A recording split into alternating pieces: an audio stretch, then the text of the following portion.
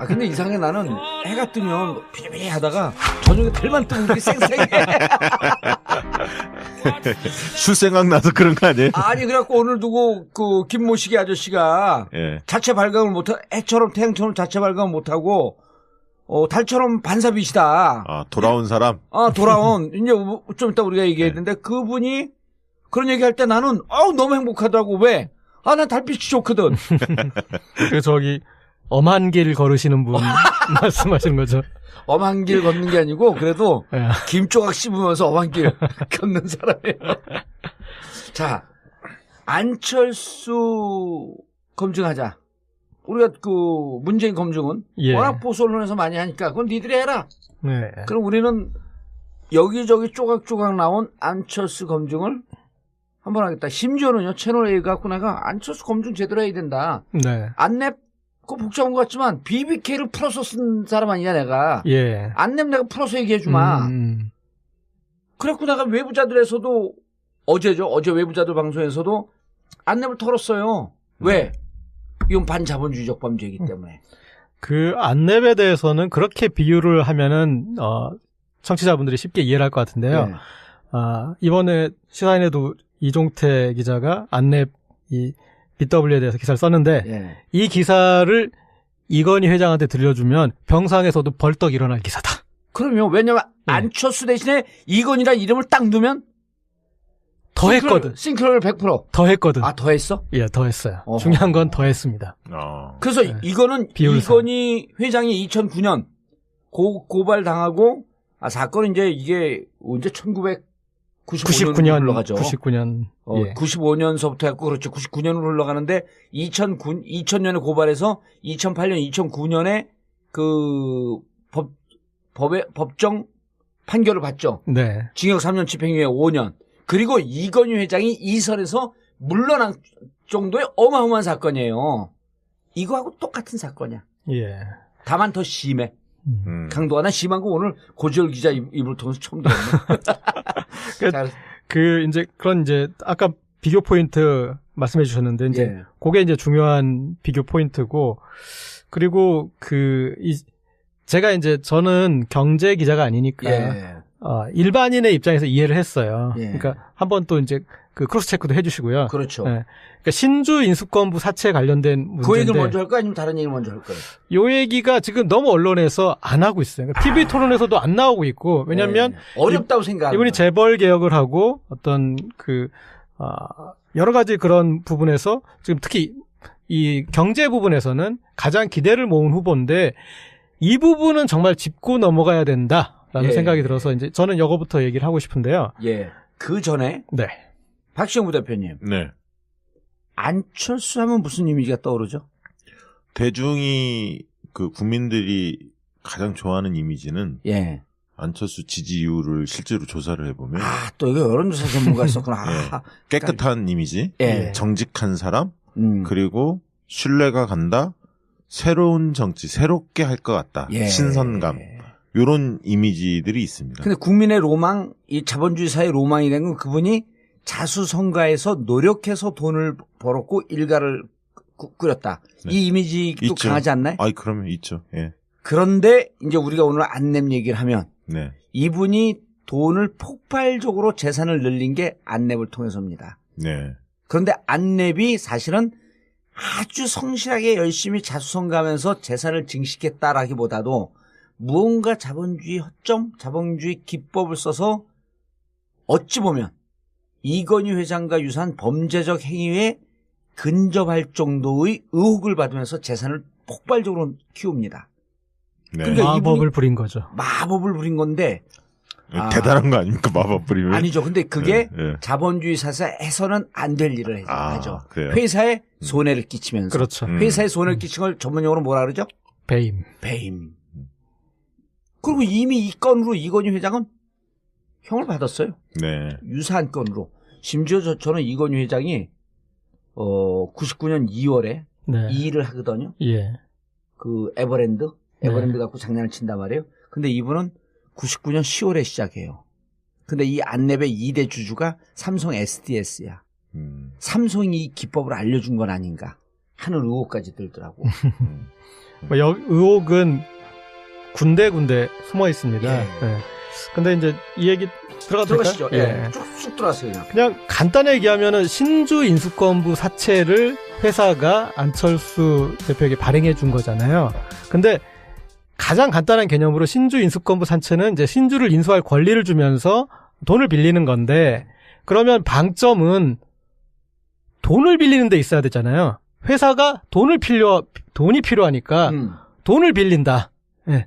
그리고 신주를 인수할 수 있는 권리를 덤으로 준다. 그게 예. 점이잖아요. 예. 예. 회사에 필요가 있어야 되고. 설명 잘하네. 그렇죠. 그런데 이 사안을 들여다보면은 주식을 주는데 포인트가 가 있는 거예요. 돈을 빌리는 건 핑계고. 왜 돈을 빌리는 게 핑계냐? 당시 안랩이 폭발적으로 성장을 해서 수익이 폭발적으로 늘어난 시점이에요. 예. 그러니까 이 수치로 봤을 때도 돈을 빌릴 어떤 맥락이 형성이 안 되고, 첫 번째.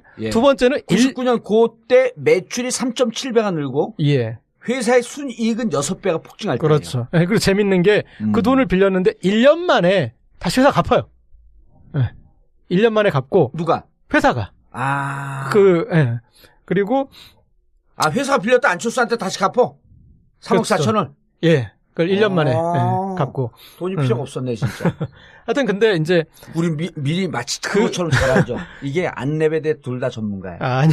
저는 이제 그냥 벙찌는데 이해는 되죠. 아니, 저는 뭐 원래 알고 있어요? 뉴스 공장에서 잠깐 봤어요. 예, 주진영 하나. 그렇게 얘기하셨구나. 대표가. 그리고 또 주진영보다 우리가 잘할 거야. 우리는 이제 일반인의 시선으로 이해하니까요. 나는 3학년 2반 출신이고 여긴 1반. 잘 들어옵니다. 아니 졸지 말라고. 그리고 이제 또 삼성하고 늘 비교를 해야 되는데 삼성은 3년 만기로 빌려요. 그래서 이제 3년 만기고 이율이 8% 정도 했어요. 그리고 안랩에서는 20년 만기로 빌려요. 근데 이제 무슨 얘기냐면 20년 만기 25억을 빌리는데 이율 10%를 미리 감안해서 선이자 떼고 선이자 떼고 3억 4천만 안철수의 당시 대표에게 빌린 거예요. 근데 간단히 얘기하면은 3억 4천 빌렸는데 20년 뒤에 25억을 주는 거예요. 안철수한테. 그렇죠. 왜냐면 이자 미리 다 뗐으니까. 그렇죠. 예. 그러니까 그거 자체로도 우리가 아무리 당시가 99년이니까 지금이 뭐 이율이 달라도 이해하기 쉽지 않죠. 그리고 박 부대표님 이해가 되세요? 네? 이해가 돼요? 내가 박시영 부대표한테 돈을 25억을 빌려. 25억 빌려줘. 근데 20년 상환이야. 근데 연이자가 10.4%가 그래요. 그럼 어떻게 하냐면 25억 빌리면서 선이자를 다 떼줘. 선이자를 다 떼주고 그럼 남는 게 얼마냐면 3억 4천밖에 안 돼. 25억 주식을 살 수 있는 권한을 주면서 실제 돈은 3억 4천 가져오는 거야. 그러니까 여기에 포인트는 뭐냐면 25억 주식 사는 권한을 주기 위해서 25억 빌리는 걸로 하기 위해서 3억 4천만 땡겨오는 거예요. 삼성도 그거를 그렇게 못했어요. 3년만 했고. 그러니까 회사 돈은 넘치는데 25억에 해당하는 주식을 주기 위해서 야 너한테 25억 빌렸다 치자. 3억만 가져와. 3억 4천. 왜냐면 10.4%가 10.5% 복리. 10.5% 복리야 또? 다 뛰니까 3억 4천밖에 안 되는 거예요. 25억 권한을 주면서 3억 4천 가져와. 심지어 이 몇 개월 전에 삼성도 불과 3년으로 하고 8%. 8%로 했었습니다. 그런데 그 삼성보다 더 했고요. 그래서 그러면 삼성이 만약에 안랩처럼 했다면, 그러면 이제 어떻게 되냐면, 당시에 삼성에서 했던 금액이 230억 원어치였습니다. 그게 한 주당 7,150원에 230억 원어치 살 수 있는 그 권한을 이제 줬었는데 주식을 살 수 있는 권한을 이거를 안철수식으로 환산하면 그리고 그때도 이제 나중에 이제 더 얘기가 나오겠지만 문제가 됐던 거는 7,150원에 살 수 있는 권리를 줬는데 그때 시장가가 14,000원. 5만 5천에서 56,000원. 삼성. 삼성 같은 경우에. 그래서 이제 그게 이제 어떤 그런 이거는 범죄다. 그렇게 됐는데 너무 싸게 살 권리를 줬다 그랬는데 이 삼성을 안철수식으로 환산하면은 851억 원이 됩니다. 230억 원어치가 아니라 그러니까 지금 그러면은 간단히 얘기하면은 이재용 부회장이 지금 구속될 이유가 없어. 당시에 완전히 그렇게 일거에 훨씬 더 많은 금액을 이렇게 갖게 돼서 이런 이제 지배 구조를 이렇게 빨리 확립했을 테니까 예. 여기까지 문제도 발생하지 않을 때 삼성도 감히 못했던 어떤 그 비율인데 일단은 이제 그 비율에서 그렇게 했죠. 예. 그러니까 25억의 주식을 살 수 있는 권한을 주면서 20년 상환 조건. 그러니까 선이자를 10.5% 복률해갖고 닥닥닥 다 띄워버리니까 3억 4천만 나한테 주면 내가 실질적으로 박시영한테 25억 빌린 택이 되는 거예요. 그 주주들이 동의했다면서요? 주주들은 2대 주주가 네. 2대 주주가 누구냐면 23% 안내배 23% 갖고 안철수가 39% 갖고 있었고요. 네. 2대 주주가 삼성 SDS가 23% 갖고 있습니다. 그리고 산업은행 파견이사가 15.4%예요. 2대 주주가. 네. 그리고 전체 그때 주주는 총 몇 명쯤 됐을 것 같아요. 주주총회에서 의결한 거거든 이게. 뭐 대여섯 명 되지 않았을까요? 6명. 6명. 예. 그 사람들 명단 공개해도 지금도 공개를 안 해요. 그러니까 이거는 예. 2대 주주, 3대 주주, 4, 5, 6대 주주도 결국은 한 통속으로 동의를 해서 안철수의 재산도 증식시키고 안철수의 지분도 늘려. 그래서 요 작업을 해갖고 1년 뒤에 주식을 사요. 그러니까 이제 25억에 대한 것도 네. 그 고 기자가 설명을 할 텐데 사면서 지분이 51%로 늘어요. 예. 요거를 끝까지 들으시면은 다른 주주들이 어떻게 이거를 허용을 했을까 하고 이해할 수가 없는 내용이죠. 예. 예. 그런데 다 우호 주주고 뭐 사돈의 친척 뭐 이런 등등으로 추정할 수밖에 없는 거죠. 네. 그러니까 이게 이제 우리가 법률상에 당시에 배임을 걸지 않았으니까 뭐 이제 그래서 법률상의 문제가 아닐 수는 있는 거예요. 그렇죠. 네. 그렇지만 우리가 자본주의 일반 법칙에서 이건희도 처벌받았던 기준을 한번 적용해서 들여다보자 그런 거고요. 자, 그러면 1년 뒤에 이제 이제 신주 인수할 권리가 돼서 20억 원어치를 살 수 25억 원어치. 예, 살 수 있잖아요. 예. 그러면 근데 되돌려 받은 거는 3억 4천에 뭐 이제 10% 더해서 예, 그 얘기는 안 해도 돼요, 이제. 그렇습니다. 예. 그 얘기는 안 해도 돼. 예. 25억 원어치의 주식을 사잖아요. 근데 그 1년 동안 안내비 장난질은 아니고 자본주의적 기술을 발휘해요. 많이 성장한 거죠? 아니죠. 무상증자를 먼저 해. 전체 회사주가 13만 주 있던 거를 38만 주로 늘려. 예? 네. 그러면은 5만 주 살 수 있는 권한이 실질적으로 한 15만 주로 이렇게 늘어. 네. 그 다음에 액면 분할을 또 해. 5천 원짜리를 500원으로 해. 그럼 10배가 또 뛰어. 그래서 1년이 딱 지난 다음에 5만 원으로 5만 주. 그래야지 25억이 되거든요. 그렇게 살 수 있는 권한이 어쨌든 블러블러 이런 방법을 통해서 한 주식이 얼마가 되냐면 1,710원이 돼요. 10원이 돼. 사는 주식은 146만 주야. 이걸 자문을 누가 한 거예요? 그건 누가 삼성하고 똑같은 기법이라니까요. 그리고 이제 제가 그래서 예. 25억을 주고 146만 주를 가져가. 5만 주 살 수 있었던 권한이 1년 동안 이렇게 뻥튀기 해갖고 5만 주만 가져갈 게 146만 주를 가져가요. 여기서 그리고 제가 지적하려고 했던 게 그거예요. 뭐냐면 자 3억 4천을 빌려줬고 뭐 10% 해서 뭐 어쩌고 저쩌고 해서 뭐 그래도 4억도 안 되고 예.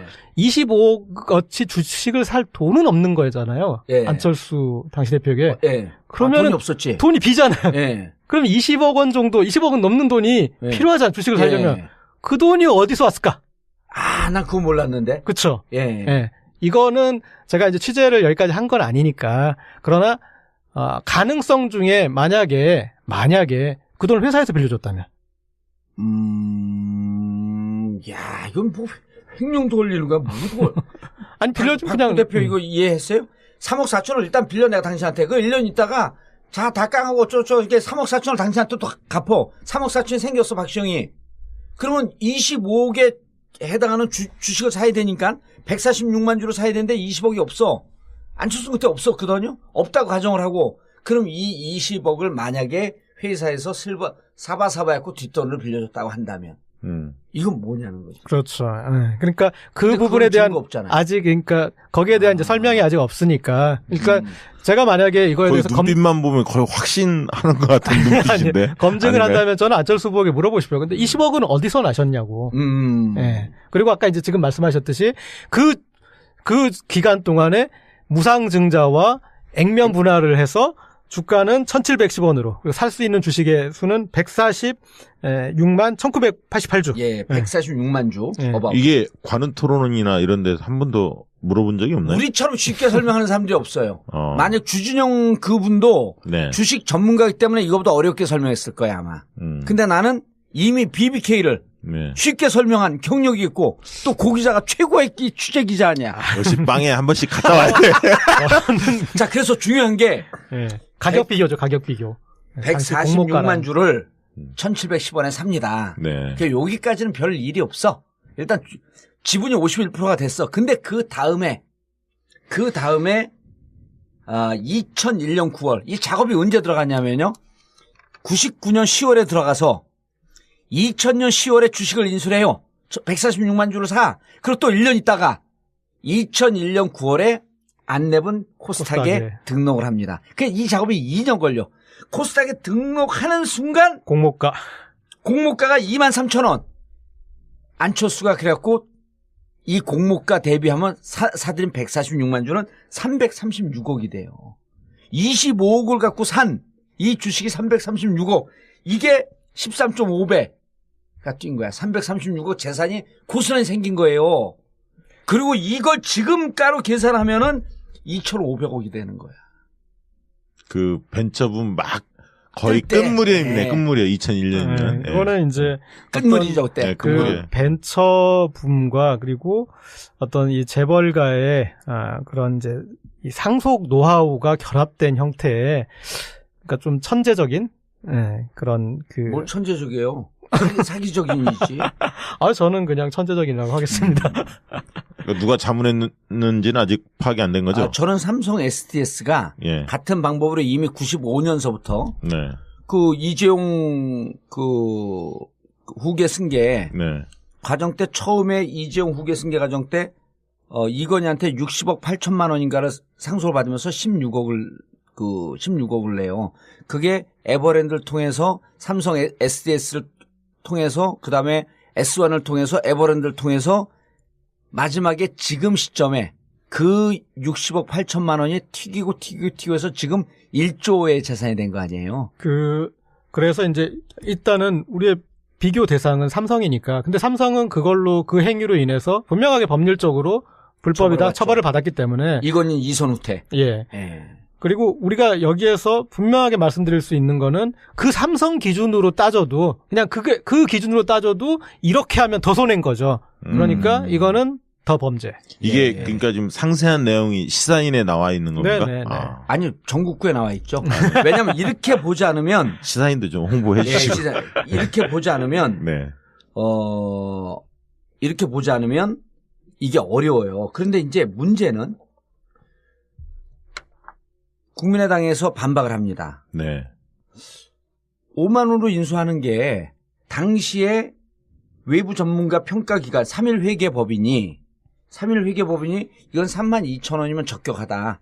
그런데 32,000원짜리를 우리가 5만 원에 샀으므로 안철수가 문제 없다. 이게 첫 번째 논리예요. 네. 그렇잖아요. 시가는 32,000원인데 근데 3.1회계법인이 평가한 건 과거에서 지금까지 측정되었던 평가 기준에 근거한 건데 그때 삼성 SDS를 판단한 재판부에서 뭐라고 얘기하냐면 IT 쪽은 지금까지 흘러왔던 역사를 보고 평가하는 것은 평가액을 정하는 것은 옳지 않다. 앞으로 미래 가치를 봐야 된다. 그러니까 아까 7,000원짜리가 사실은 5만 원짜리라 그랬잖아요. 네. 저렇게 평가하면 최소 보수적으로 봐도 5만 원짜리가 아니라 16만 2천 원짜리다. 고 삼성 SDS 판결한 재판부의 계산법을 그대로 따른 거예요. 예. 그럼 16만 2천 원. 그러면은 안철수는 회사에다가 얼마 정도의 손해를 입혔냐 하면 주당 11만 2천 원. 네, 5만 원이었으니까. 예, 그리고 25만 주니까 자그마치 이게 30몇 억에 36억에 38억에 얼마의 손해를 입혔죠? 저는 그 계산을 안 해봤고 좀 다른 계산 하나 했습니다. 그래서 어쨌든 회사에 약 한 그거 중요하지 않아요. 30몇 억이에요. 여기 써 있는 것 같은데. 어디? 이거 아니에요? 이거 내가 계산하느라고. 39억 정도. 30억에서 이건 정확하지 않은데 35억 플러스 마이너스예요. 왜냐면 11만 2천 곱하기 25 하면 되니까 한 30억 조금 넘죠. 당시 회사의 자산은 얼마인 줄 아세요? 안내배? 모르겠습니다. 32억. 그러니까 거의 100% 이상의 회사의 손해를 입혔으므로 이 정도의 배임이면 이거 심각한 범죄 행위에 해당하는 거예요. 저 정도 배임보다 이를테면 이제 조금 작은 배임이지만 이를테면 이제 삼성하고 비교해서 자, 그럼 삼성 기준대로 3년 거치 8%로 해가지고 돈을 빌렸다. 그 경우와 지금 이제 20년 거치 10.5% 복리했을 때 그 차이가 있을 거 아니에요. 뭐냐면 회사 입장에서는 돈이 급해서 급전을 땡긴 거잖아요. 근데 1년 동안 3억 4천억밖에 못 썼어요, 회사는. 그런데 삼성 기준으로 하면 얼마를 쓸 수 있었으냐? 18억 5천만 원 정도 쓸 수 있었던 거예요. 그러니까 급전 돌리는데 18억, 삼성 기준으로 해도 18억. 삼성도 범죄인데. 네. 18억 정도 쓸 수 있었던 그 1년 동안 회사가 쓸 수 있던 권리를 3억 4천. 꼴랑 3억 4천 쓴 거죠. 그러면서 그런 엄청난 권리를 줬기 때문에 이거는 어떤 식으로 설명을 하더라도 이거는 배임에서 걸릴 수밖에 없는 것 같습니다. 네. 그렇죠. 회사가 35억 이상의 손해를 받고 그때 당시에 자산 규모는 32억. 어마어마한 손해를 봤죠. 그다음 두 번째 논리가 뭐냐면 주주총회 의결을 거쳤기 때문에 문제 없습니다 그러는 거예요. 주주총회. 네. 근데 이게 상법에 또 뭐가 있냐면 이렇게 신주 인수권부 사채는요. 이사회 의결만 있어도 됩니다. 이사회. 네. 이사회에서 우리 신주 인수권부 BW 발행하자. 그럼 이사회 의결만 있으면 돼? 그런데 여기는 주주총회를 거쳐요. 왜냐하면 상법에 뭐라 그러냐면 이렇게 되어 있어요. 경영진의 결정하자가 있어도 주주총회 의결이면 해소된다는 조항이 있어요. 여기서도 꼼수를 치면서 빠져나간 거지. 그냥 삼성보다 더 정교한 거죠. 더 정교한 거야. 이사회 의결을 하자? 이사회 의결했다가 우리 이거 나중에 경영진의 결정하자가 있다고 하면 감옥 가니까 주주총회를 하자. 그 주주총회 또 6명이야. 그러니까 이 주주총회 의결을 거쳤습니다. 이렇게 국민당에서 발표해요. 네. 이것도 꼼수다. 그다음 세 번째. 경영권 방어를 위해서 일대 주주의 지분을 높여놓을 필요가 있었다. 자, 그럼 이거는요. 이제 여긴 추론인데, 자, 1대 주주는 39%, 2대 주주 삼성 SDS 23%, 3대 주주 아까 얘기했죠. 산업은행 파교인사 15.4%. 그런데 이분들 23%하고 15.4% 이분들한테도 신주 인수권부 사채를 줘야 되거든요. 근데 이분들은 안 샀어. 네. 안 샀다라고 하는 것은 이분들도 우호적 지분이 되는 거예요. 너 혼자 이렇게 사가. 너 지금 지분 늘려야 되지? 네 지분 늘리고 네가 기술이 있으니까 너가 크는 게 우리 회사가 크고 우리도 커지는 거니까 그냥 너 혼자 사가. 우호 지분이에요. 그렇게 보이는데? 네. 그렇게 보이죠. 네. 그러니까 이런 상태에서 경영권 방어를 위해서 지분을 올려야 된다? 이건 지분과 코스닥 2001년 9월 코스닥 등록을 앞두고 2년 전서부터 작전이 들어간 거죠.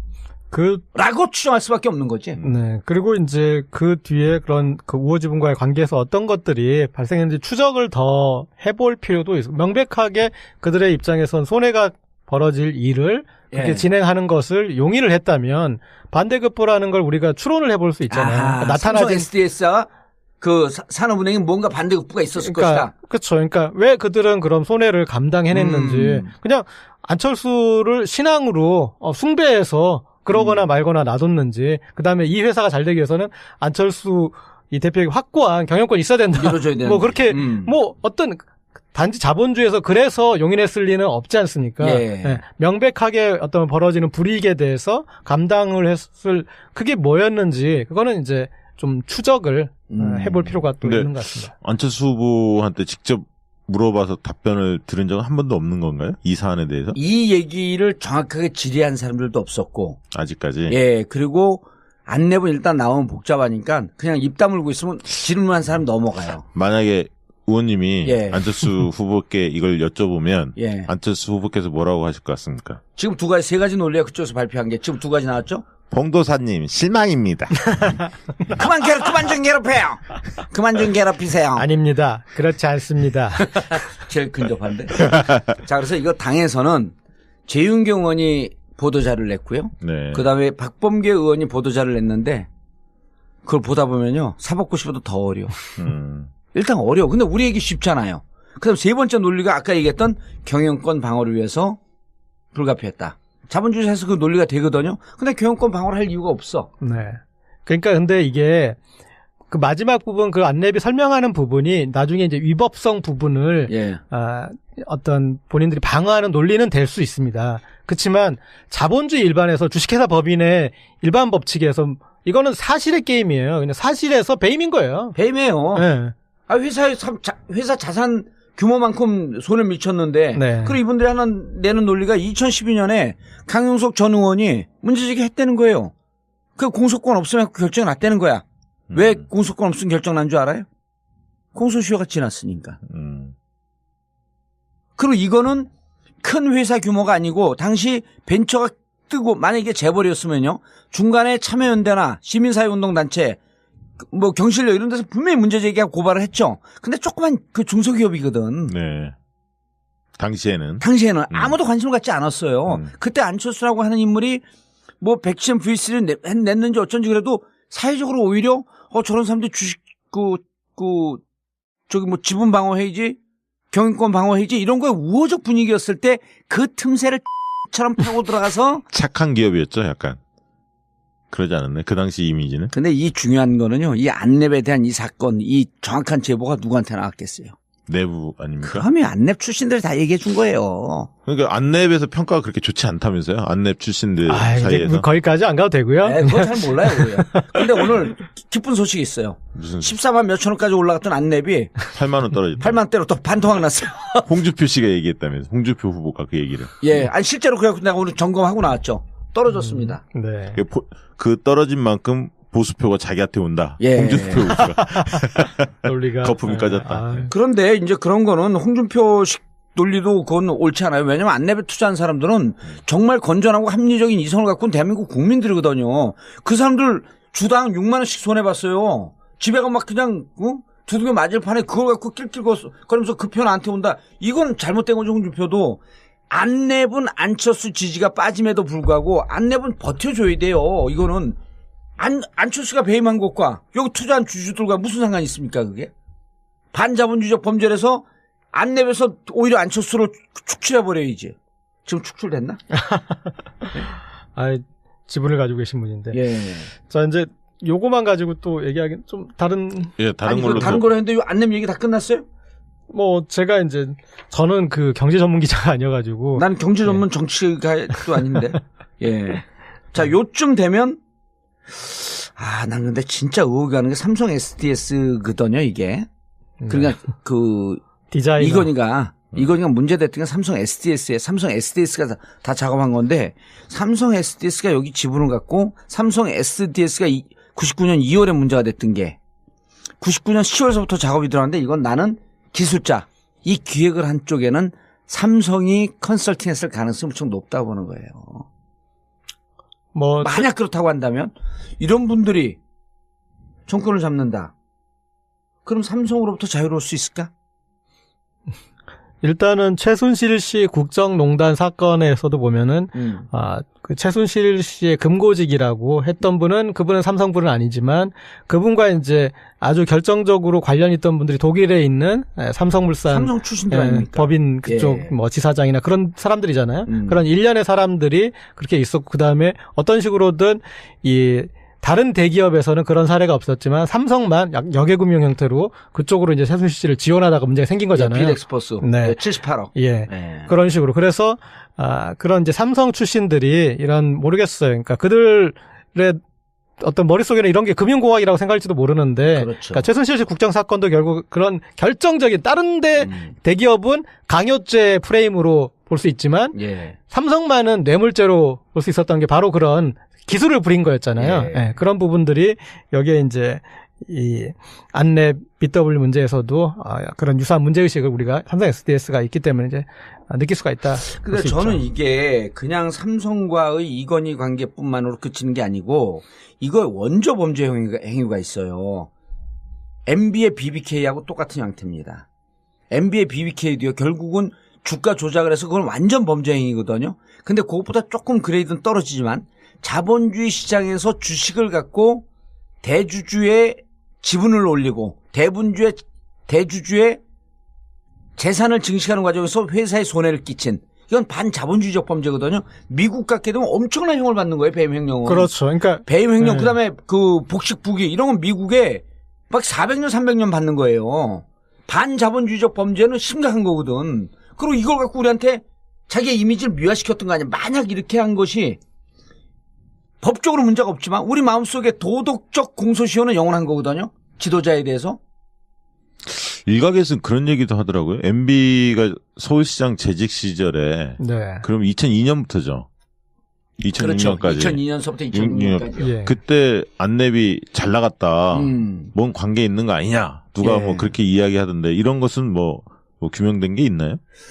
그런 거보다도 이제 이런 게 있었죠. 안랩은 보안 시스템 아니에요. 네. 보안 시스템은 기본적으로 안철수 정치권에 들어왔을 때 그 보안 시스템을 담당하는 사람들이 이런 문제 제기를 했죠. 어떻게 안철수가 야당을 할 수 있냐. 왜냐하면 전체 매출의 70% 이상으로 전 기억하고 있는데 매출의 대부분을 정부에 발주하는 것으로 정부 보안 시스템에 발주하는 것으로부터 매출이 오르는데 이 보안 시스템의 최종 결정권자가 누구냐면 국정원장이에요. 국정원장이 결제해 주지 않으면 이 보안 시스템 못 씁니다. 그럼 국정원장이 어느 정권이든 국정원장의 결정이 있어야지 이 회사의 매출의 7, 80% 차지하고 있다? 그럼 이 사람이 기존 현 정권에 어떻게 반기를 들 수 있죠? 이 문제 제기를 한 사람이 많았었죠.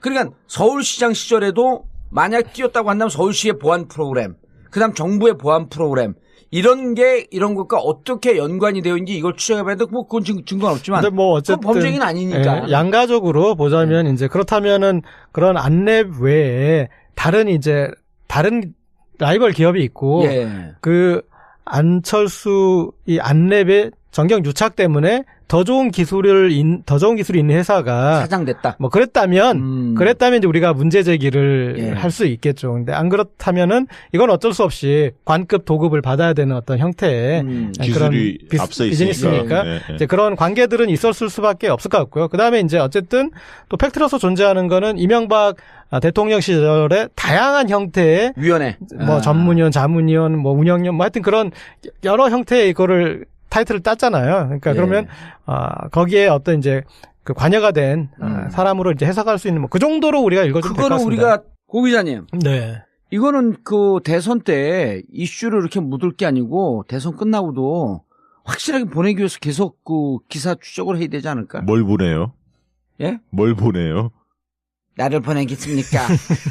그러니까 일단은 이제 우리의 어떤 경제제도 근간이 주주자본주의지 않습니까? 주주자본주의가 옳으니 그러니 그런 이제 논란도 있지만 우리는 회사의 주식이 주인이 주주고 그 주주의 손해를 끼치는 행위에 대해서는 우리 경제 근간을 흔드는 거기 때문에 대주주 이익을 위해서 다른 주주의 피해를 준 거에 대해서는 상당히 지금 이제 그 계속 다양하게 그런 스킬들이 개발되니까 법이 계속 그런 하지 못하도록 쫓아오고 있지 않습니까? 그런데 그런 그 결정적인 행위를 안철수 후보가 했다면 이 사안에 대해서는 나중에 명명백백히 밝혀져야 되고 그래서 그 뒤에 우리 주주자본주의의 어떤 큰 원칙을 지키기 위해서 확립을 해야죠. 이건. 저는요 그 제 주장의 설득력인지 한번 두 분 들어보세요.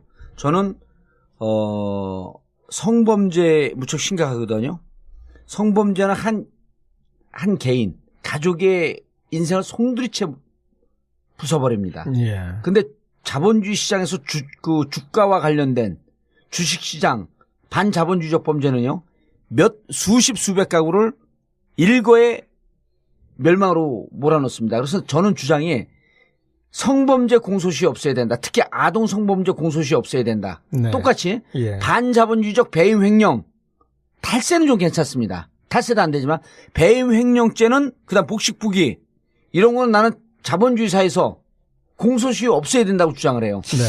2022년 대선 공약입니까? 아니 왜 나 방송인을 그런 데다 몰아넣습니까? 예? 실망입니다.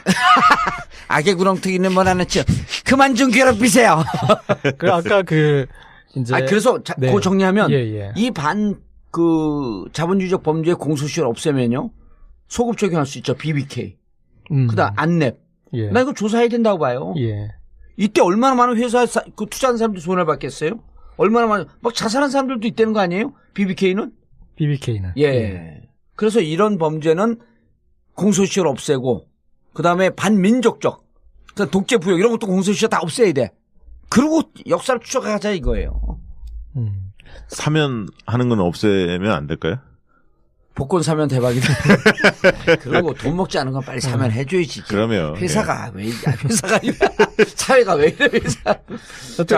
안철수 후보 아까 이제 그 세 가지 이제 그런 반박 논리가 있었는데 저는 그냥 만나면 딱 한 가지만 묻고 싶어요. 회사에 손실을 끼쳤습니까? 안 끼쳤습니까? 그것만 물으면 되죠. 고재열 기자님 신망입니다.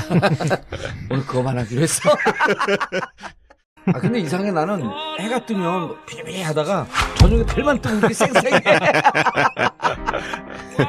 술 생각나서 그런 거 아니에요? 아니, 그래갖고 오늘 두고 그 김모식이 아저씨가 자체 발광을 못하고 해처럼 태양처럼 자체 발광을 못하고 달처럼 반사빛이다. 돌아온 사람? 돌아온. 이제 좀 이따 우리가 얘기했는데 그분이 그런 얘기할 때 나는 너무 행복하더라고. 왜? 난 달빛이 좋거든. 그 저기 엄한 길 걸으시는 분 말씀하시는 거죠? 엄한 길 걷는 게 아니고 그래도 김조각 씹으면서 엄한 길 걷는 사람이에요. 자, 안철수 검증하자. 우리가 그 문재인 검증은 워낙 보수 언론에서 많이 하니까 그건 니들이 해라.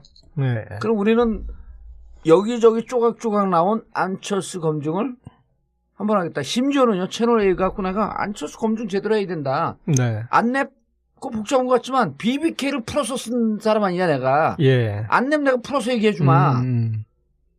그래갖고 내가 외부자들에서도 어제 외부자들 방송에서도 안랩을 털었어요. 왜? 이건 반자본주의적 범죄이기 때문에. 그 안랩에 대해서는 그렇게 비유를 하면은 청취자분들이 쉽게 이해를 할 것 같은데요.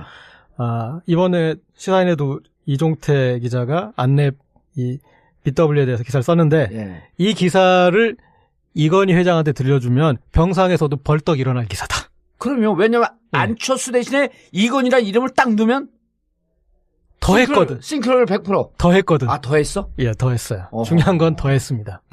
그래서 이거는 이건희 회장이 2009년 고발당하고 사건은 이제 이게 언제 1999년으로 흘러가죠. 99년. 95년서부터 했고, 그렇죠. 99년으로 흘러가는데, 2000년에 고발해서 2008년, 2009년에 그 법정 판결을 받죠. 징역 3년, 집행유예 5년. 그리고 이건희 회장이 이 선에서 물러난 정도의 어마어마한 사건이에요. 이거하고 똑같은 사건이야. 다만 더 심해. 강도가 나 심한 거 오늘 고지열 기자 입을 통해서 처음 들었네. 이제 아까 비교 포인트 말씀해 주셨는데, 이제, 그게 이제 중요한 비교 포인트고, 그리고 저는 경제 기자가 아니니까. 간단히 얘기하면은 신주 인수권부 사채를 회사가 안철수 대표에게 발행해 준 거잖아요. 근데 가장 간단한 개념으로 신주 인수권부 사채는 이제 신주를 인수할 권리를 주면서 돈을 빌리는 건데, 그러면 방점은 돈을 빌리는 데 있어야 되잖아요. 회사가 돈이 필요하니까 돈을 빌린다. 그리고 신주를 인수할 수 있는 권리를 덤으로 준다. 그게 점이잖아요. 회사에 필요가 있어야 되고. 설명 잘하네. 그렇죠. 그런데 이 사안을 들여다보면은 주식을 주는데 포인트가 가 있는 거예요. 돈을 빌리는 건 핑계고. 왜 돈을 빌리는 게 핑계냐? 당시 안랩이 폭발적으로 성장을 해서 수익이 폭발적으로 늘어난 시점이에요. 그러니까 이 수치로 봤을 때도 돈을 빌릴 어떤 맥락이 형성이 안 되고, 첫 번째. 두 번째는 99년 그때 매출이 3.7배가 늘고 회사의 순이익은 6배가 폭증할 때예요. 그렇죠. 그리고 재밌는 게 그 돈을 빌렸는데 1년 만에 다시 회사 갚아요. 1년 만에 갚고. 누가? 회사가. 그리고 회사가 빌렸다 안철수한테 다시 갚어? 3억 4천을? 그걸 1년 만에 갚고. 돈이 필요가 없었네, 진짜. 하여튼 근데 이제 우리 미리 마치 그것처럼 잘 알죠. 이게 안랩에 대해 둘 다 전문가예요. 아니, 저는 이제 그냥 벙찌는데 이해는 되죠. 아니, 저는 원래 알고 있어요? 뉴스공장에서 잠깐 봤어요. 주진영 하나. 그렇게 얘기하셨구나. 대표가. 그리고 또 주진영보다 우리가 잘할 거야. 우리는 이제 일반인의 시선으로 이해하니까요. 나는 3학년 2반 출신이고 여기 1반. 잘 들어옵니다. 아니 졸지 말라고. 그리고 이제 또 삼성하고 늘 비교를 해야 되는데 삼성은 3년 만기로 빌려요. 예. 그래서 이제 3년 만기고 이율이 8% 정도였어요. 예. 그리고 안내배에서는 20년 만기로 빌려요. 예. 근데 이제 무슨 얘기냐면 20년 만기 25억을 빌리는데 이율 10%를 미리 감안해서 선이자 떼고 선이자 떼고 3억 4천만 안철수의 당시 대표에게 빌린 거예요. 근데 간단히 얘기하면은 3억 4천 빌렸는데 20년 뒤에 25억을 주는 거예요. 안철수한테. 그렇죠. 왜냐면 이자 미리 다 뗐으니까. 그렇죠. 예. 그러니까 그거 자체로도 우리가 아무리 당시가 99년이니까 지금이 이율이 달라도 이해하기 쉽지 않죠. 그리고 박 부대표님 이해가 되세요? 네? 이해가 돼요? 내가 박시영 부대표한테 돈을 25억을 빌려. 25억 빌려줘. 근데 20년 상환이야. 근데 연이자가 10.4%가 그래요. 그럼 어떻게 하냐면 25억 빌리면서 선이자를 다 떼줘. 선이자를 다 떼주고 그럼 남는 게 얼마냐면 3억 4천밖에 안 돼. 25억 주식을 살 수 있는 권한을 주면서 실제 돈은 3억 4천 가져오는 거야. 그러니까 여기에 포인트는 뭐냐면 25억 주식 사는 권한을 주기 위해서 25억 빌리는 걸로 하기 위해서 3억 4천만 땡겨오는 거예요. 삼성도 그거를 그렇게 못했어요. 3년만 했고. 그러니까 회사 돈은 넘치는데 25억에 해당하는 주식을 주기 위해서 야 너한테 25억 빌렸다 치자. 3억만 가져와. 3억 4천. 왜냐면 10.4%가 10.5% 복리. 10.5% 복리야 또? 예. 다 뛰니까 3억 4천밖에 안 되는 거예요. 25억 권한을 주면서 3억 4천 가져와. 심지어 이 몇 개월 전에 삼성도 불과 3년으로 하고 8%. 8%로 했었습니다. 그런데 그 삼성보다 더 했고요. 그래서 그러면 삼성이 만약에 안철수 안랩처럼 했다면, 그러면 이제 어떻게 되냐면, 당시에 삼성에서 했던 금액이 230억 원어치였습니다. 그게 한 주당 7,150원에 230억 원어치 살 수 있는 그 권한을 이제 줬었는데 주식을 살 수 있는 권한을 이거를 안철수식으로 환산하면 그리고 그때도 이제 나중에 이제 더 얘기가 나오겠지만 문제가 됐던 거는 7,150원에 살 수 있는 권리를 줬는데 그때 시장가가 14,000원. 5만 5,500원에서 56,000원. 삼성. 예. 삼성 같은 경우에. 그래서 이제 그게 이제 어떤 그런 이거는 범죄다. 그렇게 됐는데 너무 싸게 살 권리를 줬다 그랬는데 이 삼성을 안철수식으로 환산하면은 851억 원이 됩니다. 230억 원어치가 아니라 그러니까 지금 그러면은 간단히 얘기하면은 이재용 부회장이 지금 구속될 이유가 없어. 당시에 완전히 그렇게 일거에 훨씬 더 많은 금액을 이렇게 갖게 돼서 이런 이제 지배 구조를 이렇게 빨리 확립했을 테니까 여기까지 문제도 발생하지 않을 때 삼성도 감히 못했던 어떤 그 비율인데 일단은 이제 그 비율에서 그렇게 했죠. 그러니까 25억의 주식을 살 수 있는 권한을 주면서 20년 상환 조건. 그러니까 선이자를 10.5% 복률해 갖고 닥닥닥 다 띄워버리니까 3억 4천만 나한테 주면 내가 실질적으로 박시영한테 25억 빌린 택이 되는 거예요. 그 주주들이 동의했다면서요? 주주들은 2대 주주가 2대 주주가 누구냐면 23% 안내배 23% 갖고 있었 안철수가 39% 갖고 있었고요. 2대 주주가 삼성 SDS가 23% 갖고 있습니다. 그리고 산업은행 파견이사가 15.4%예요. 2대 주주가. 그리고 전체 그때 주주는 총 몇 명쯤 됐을 것 같아요. 주주총회에서 의결한 거거든 이게. 뭐 대여섯 명 되지 않았을까요? 6명. 6명. 그 사람들 명단 공개해도 지금도 공개를 안 해요.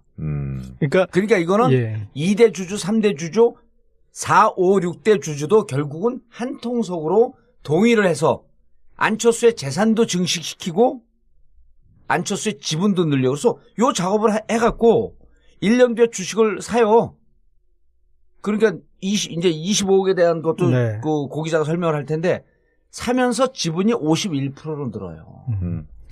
요거를 끝까지 들으시면은 다른 주주들이 어떻게 이거를 허용을 했을까 하고 이해할 수가 없는 내용이죠. 그런데 다 우호 주주고 뭐 뭐 사돈의 친척 뭐 이런 등등으로 추정할 수밖에 없는 거죠. 네. 그러니까 이게 이제 우리가 법률상에 당시에 배임을 걸지 않았으니까 뭐 이제 그래서 법률상의 문제가 아닐 수는 있는 거예요. 그렇죠. 네, 그렇지만 우리가 자본주의 일반 법칙에서 이건희도 처벌받았던 기준을 한번 적용해서 들여다보자 그런 거고요. 자, 그러면 1년 뒤에 이제 이제 신주 인수할 권리가 돼서 25억 원어치를 25억 원어치. 예, 살 수 있잖아요. 예. 그러면 근데 되돌려 받은 거는 3억 4천에 뭐 이제 10% 더해서 그 얘기는 안 해도 돼요, 이제. 그렇습니다. 예. 그 얘기는 안 해도 돼. 예. 25억 원어치의 주식을 사잖아요. 근데 그 1년 동안 안내비 장난질은 아니고 자본주의적 기술을 발휘해요. 많이 성장한 거죠? 아니죠. 무상증자를 먼저 해. 전체 회사주가 13만 주 있던 거를 38만 주로 늘려. 예? 네. 그러면은 5만 주 살 수 있는 권한이 실질적으로 한 15만 주로 이렇게 늘어. 네. 그 다음에 액면 분할을 또 해. 5천 원짜리를 500원으로 해. 그럼 10배가 또 뛰어. 그래서 1년. 일반인의 입장에서 이해를 했어요. 예. 그러니까 한번 또 이제 그 크로스 체크도 해주시고요. 그렇죠. 예. 그러니까 신주 인수권부 사채 관련된 문제인데. 그 얘기를 먼저 할까요? 아니면 다른 얘기를 먼저 할까요? 요 얘기가 지금 너무 언론에서 안 하고 있어요. 그러니까 TV 토론에서도 안 나오고 있고. 왜냐면. 어렵다고 생각합니다. 이분이 재벌 개혁을 하고 어떤 여러 가지 그런 부분에서 지금 특히 이 경제 부분에서는 가장 기대를 모은 후보인데 이 부분은 정말 짚고 넘어가야 된다라는 생각이 들어서 이제 저는 이거부터 얘기를 하고 싶은데요. 예. 그 전에 네. 박시영 부대표님. 네. 안철수 하면 무슨 이미지가 떠오르죠? 대중이 국민들이 가장 좋아하는 이미지는 예. 안철수 지지율을 실제로 조사를 해보면 또 이거 여론조사 전문가 있었구나. 예. 깨끗한 이미지, 예. 정직한 사람, 그리고 신뢰가 간다, 새로운 정치, 새롭게 할 것 같다, 예. 신선감, 이런 이미지들이 있습니다. 근데 국민의 로망, 이 자본주의 사회의 로망이 된 건 그분이 자수성가해서 노력해서 돈을 벌었고 일가를 꾸렸다. 네. 이 이미지도 있죠. 강하지 않나요? 그러면 있죠. 예. 그런데 이제 우리가 오늘 안랩 얘기를 하면 네. 이분이 돈을 폭발적으로 재산을 늘린 게 안랩을 통해서입니다. 네. 그런데 안랩이 사실은 아주 성실하게 열심히 자수성가하면서 재산을 증식했다라기보다도 무언가 자본주의 허점, 자본주의 기법을 써서 어찌 보면 이건희 회장과 유사한 범죄적 행위에 근접할 정도의 의혹을 받으면서 재산을 폭발적으로 키웁니다. 네. 그러니까 마법을 부린 거죠. 마법을 부린 건데 대단한 거 아닙니까? 마법 부리면? 아니죠. 근데 그게 자본주의 사회에서는 안 될 일을 하죠. 그래요? 회사에 손해를 끼치면서. 그렇죠. 회사에 손해를 끼친 걸 전문용어로 뭐라 그러죠? 배임. 그리고 이미 이 건으로 이건희 회장은 형을 받았어요. 네. 유사한 건으로. 심지어 저는 이건희 회장이 99년 2월에 이 일을 하거든요. 예. 그 에버랜드 갖고 장난을 친단 말이에요. 근데 이분은 99년 10월에 시작해요. 근데 이 안랩의 2대 주주가 삼성 SDS야. 삼성이 이 기법을 알려준 건 아닌가 하는 의혹까지 들더라고. 의혹은 군데군데 숨어 있습니다. 예. 근데 이제 이 얘기 들어가시죠. 예. 쭉쭉 들어가세요. 그냥 간단